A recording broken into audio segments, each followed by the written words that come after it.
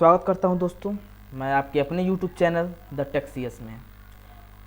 सी programming series का ये हमारा चौथा लेक्चर है और इस लेक्चर में हम कंपाइलर प्रोसेस के बारे में डिस्कस करने वाले हैं।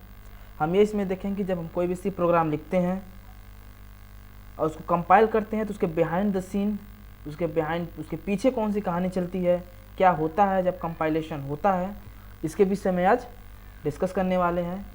इन सारी चीज़ों को जानने के लिए आप मेरे वीडियो को ध्यान से देखिएगा। अगर आपको ये वीडियो अच्छा लगे तो मेरे चैनल को सब्सक्राइब कीजिए, अपने दोस्तों को शेयर कीजिए। चलिए शुरू करते हैं।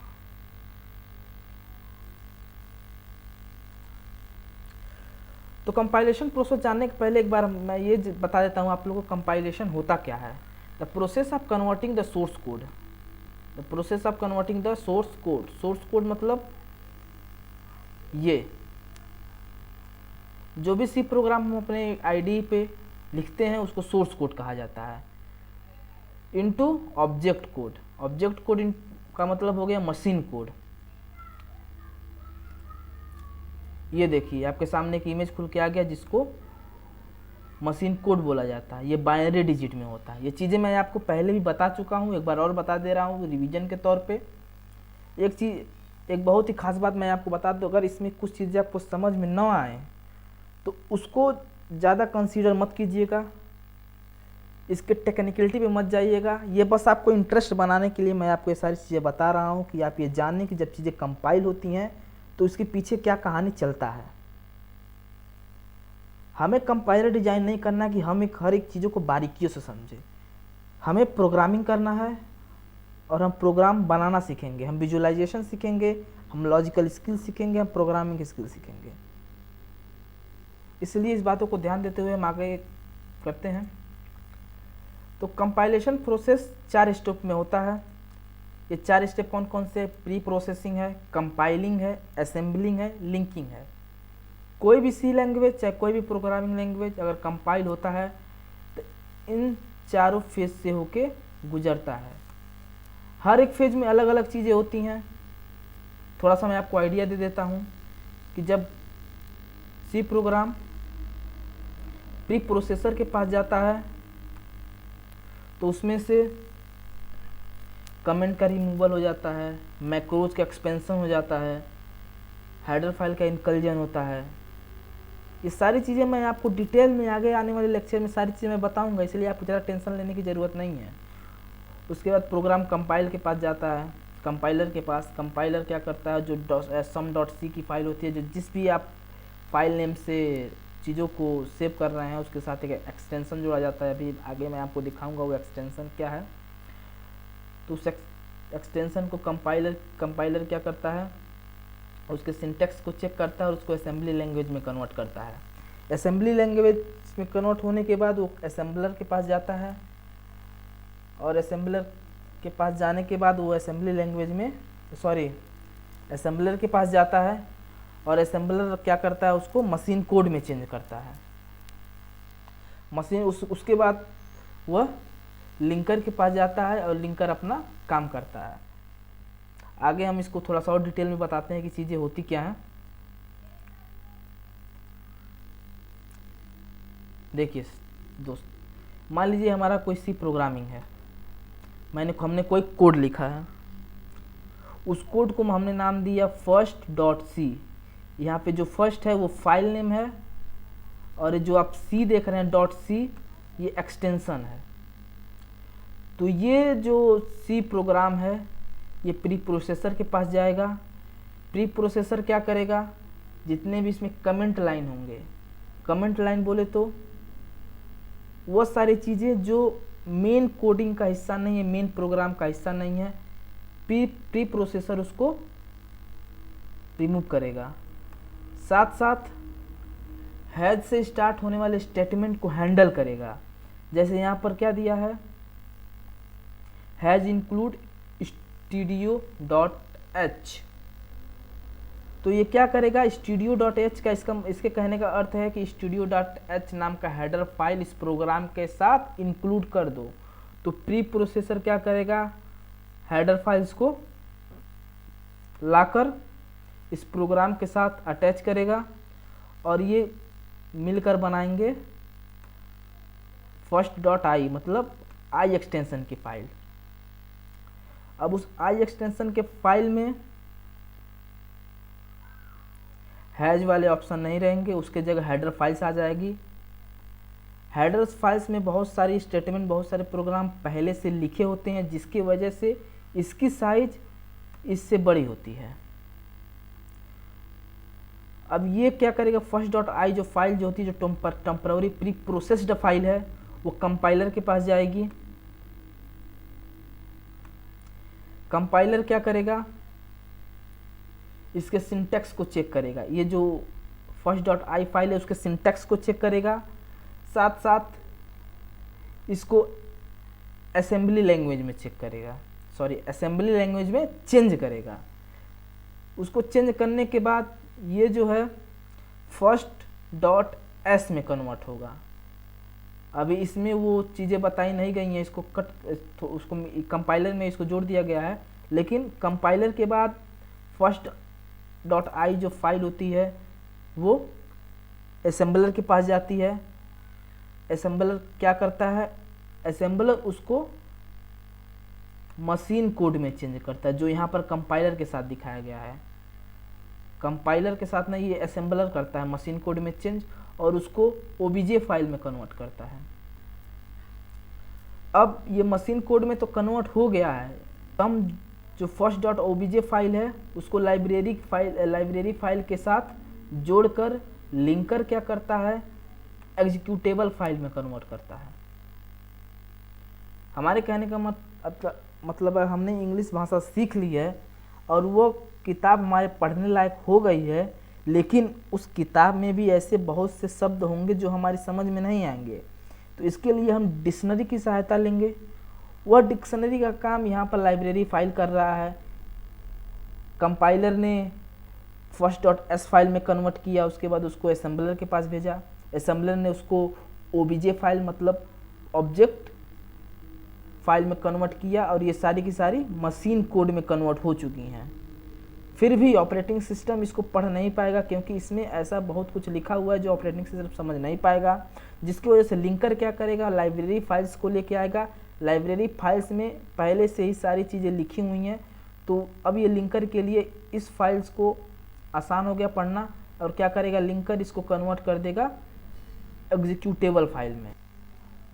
अगर आपका दोस्त कोई आपसे कोई सॉफ्टवेयर मांगता है जो किसी एक लैंग्वेज में लिखी गई है, तो आप उसको फर्स्ट डॉट सी जो ये सी एक्सटेंशन का है फाइल उसको नहीं देंगे, आप उसको एग्जीक्यूटेबल फाइल देंगे, क्योंकि एग्जीक्यूटेबल फाइल जो होती है वो मशीन इंडिपेंडेंट होती है, जिसके वजह से एग्जीक्यूटेबल फाइल उसके ऑपरेटिंग सिस्टम को रीड करने के लायक होगी। ये सारी चीज़ें कंपाइलेशन प्रोसेस के थ्रू होती। जो भी सी प्रोग्रामिंग होता है उसमें हैज इंक्लूड जो भी चीज़ें का डिमांड कर रहा होता है, प्री प्रोसेसर क्या करता है, उस हेडर फाइल को लेकर उसको देता है, और उसको यूज करने के बाद प्री प्रोसेसर जो प्री प्रोसेस्ड फाइल होता है वो आई एक्सटेंशन में कन्वर्ट होता है। आई एक्सटेंशन के बाद कंपाइलर के पास ये भेजा जाता है। कंपाइलर क्या करता है, उसको सिंटैक्स की वैलिडिटी को चेक करता है, साथ साथ उसको असेंबली लैंग्वेज में चेंज करता है। असेंबली लैंग्वेज में चेंज करने के बाद जो फर्स्ट डॉट आई एक्सटेंशन की फाइल है वो फर्स्ट डॉट एस एक्सटेंशन में कन्वर्ट हो जाती है। ये सारी चीज़ें अभी मैं आपको VS कोड स्टूडियो में बताऊंगा और दिखाऊंगा कि किस तरह सारी चीज़ें कन्वर्ट हो रही हैं और उसमें क्या क्या चीज़ें जुड़ी हुई हैं, किस तरह फर्स्ट डॉट सी से फर्स्ट डॉट आई आने के बाद इसके साइज में बढ़ जा रहा है, हेडर फाइल्स इंक्लूड करने के बाद क्या चीज़ें इंक्लूड हो जा रही हैं और क्या चीज़ें रिमूव हो जा रही हैं, ये सारी चीज़ें आपको दिखाया जाएगा। तो हम अपने VS कोड स्टूडियो पे चलते हैं थोड़ा, वहाँ पर आपको देखते हैं। आप ये सारी चीज़ें याद की देख लीजिए यहाँ पर कि first dot C, first dot I, first dot OBJ, first dot S, first dot exe, ये सारे जो भी एक्सटेंशन है ये सारी एक्सटेंशन आपको वहाँ पे देखने को मिलेगी। इसीलिए हम चलते हैं अपने VS कोड स्टूडियो पर, वहाँ पर आपको बताते हैं कि कंपाइलेशन प्रोसेस के पीछे जो चीज़ें चलती हैं उसको आपको स्क्रीन पर लेकर आएंगे और आपको दिखाने का प्रयास करेंगे। यहाँ पर मैंने फर्स्ट डॉट सी फाइल बना लिया। अब इसको कंपाइलेशन के पीछे का प्रोसेस देखने के लिए मैं टर्मिनल पे जाऊंगा अपने, और टर्मिनल पर एक फ्लैक्स टाइप करूंगा। ध्यान दीजिए वो फ्लैक्स क्या होगा, हम लिखेंगे GCC -wall -save temp, फिर अपने फाइल का नाम एक्सटेंशन first.c।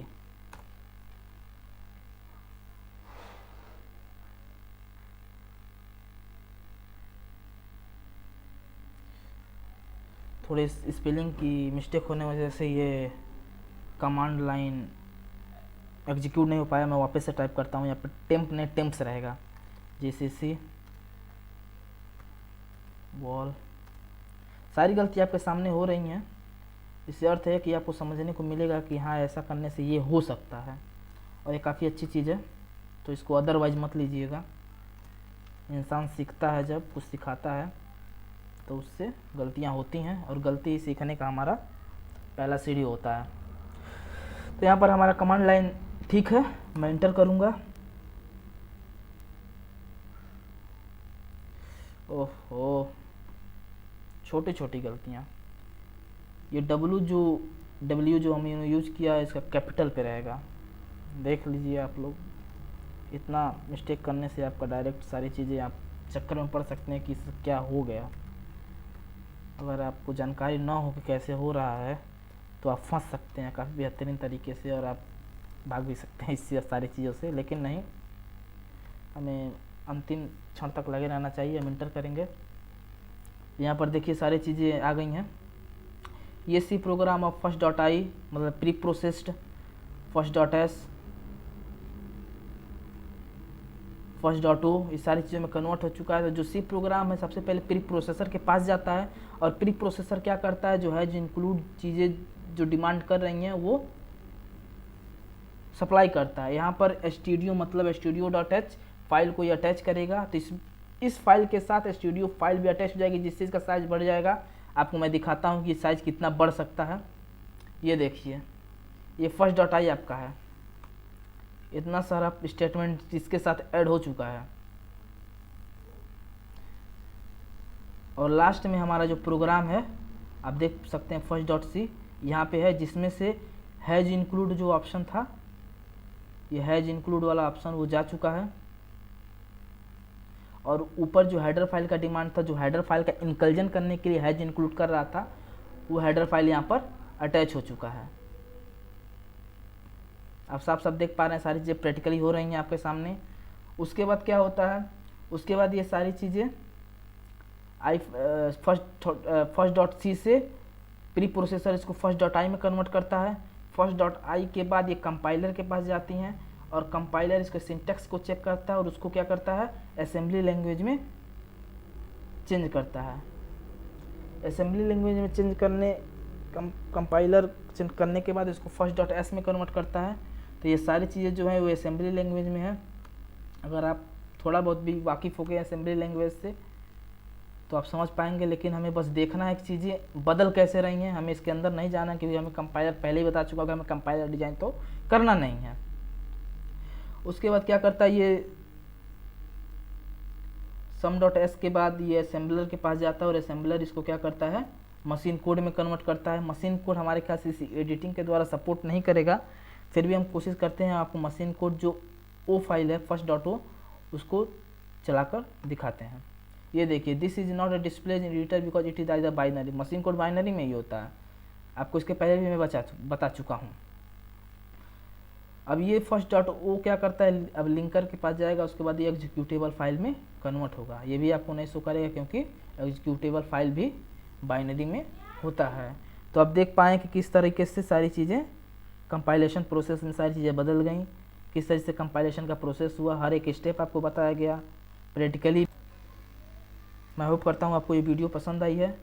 आप हमारे चैनल को सब्सक्राइब कर सकते हैं, और आगे की नोटिफिकेशन के लिए बेल आइकन भी दबा सकते हैं। मेरे चैनल का नाम है द टेक्सियस। मेरे चैनल पे आने के लिए आप सभी का बहुत बहुत धन्यवाद।